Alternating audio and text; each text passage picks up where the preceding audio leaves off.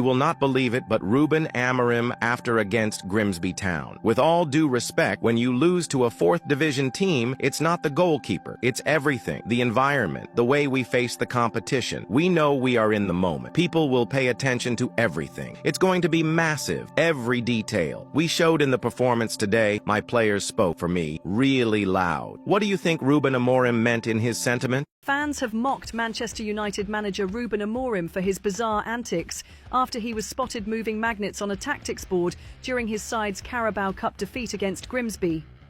The Red Devils fought back from 2 goals down to force a marathon penalty shootout at Blundell Park, but were dumped out by the League Two underdogs after summer signings Matheus Cunha and Brian Mbeumo failed from the spot.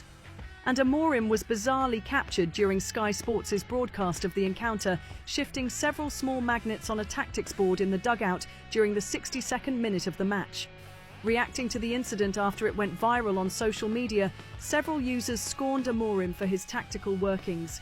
Comedian Johnny Sharples posted a photoshopped picture of a Pokemon trading card album, joking that the Portuguese manager was more interested in card collecting than coaching his team. It makes me wonder, how did Real Madrid players adapt to Xavi Alonso's 3-4-3 formation so fast, but Manchester United players could not adapt to a similar formation by Ruben Amorim for an entire season? How? It just makes you understand that the formation of Ruben Amorim has never been the problem. In fact, we're elevating the thing, making it look like Ruben Amorim came with one style of football that was quite invisible. Just look at a few games in, and Real Madrid players are already adapting to Xavi Alonso's new formation, playing good football with it. Very impressive football. And yet, Manchester United players were struggling for an entire season. We spoke briefly the other night about Alejandro Garnacho. I was just wondering if you could clear up the situation there.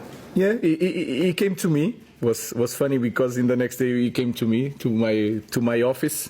I did some investigation, and he went to the dressing room, changed his clothes because he was wet. He watched the game in the different, not in the bench. We watched the game. In the end of the game, he was there, and he went home. So there's not a issue there.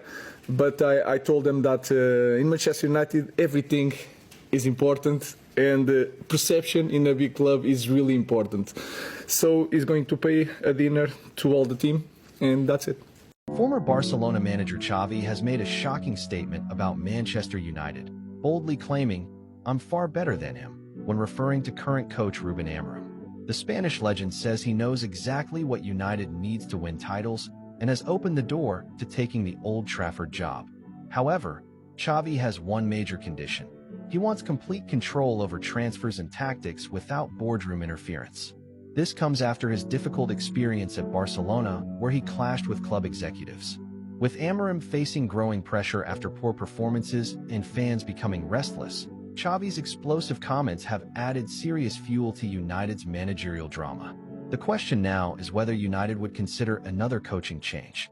It makes me wonder, how did Real Madrid players adapt to Xavi Alonso's 3-4-3 formation so fast, but Manchester United players could not adapt to a similar formation by Ruben Amorim for an entire season? How? It just makes you understand that the formation of Ruben Amorim has never been the problem. In fact, we're elevating the thing, making it look like Ruben Amorim came with one style of football that was quite invisible. Just look at a few games in, and Real Madrid players are already adapting to Xavi Alonso's new formation, playing good football with it. Very impressive football. And yet, Manchester United players were struggling for an entire season. There are all sorts of emotions around this stadium tonight. I'm wondering how you sum up yours in the end. In the end, for me was worse the beginning. It's not about the results. In the penalties, I was not thinking about the penalties to go to the next stage. I was just I think the way we play, the way we face competition in one moment that everything is so important. I think the players spoke really loud about what they want today. In what sense? Guys.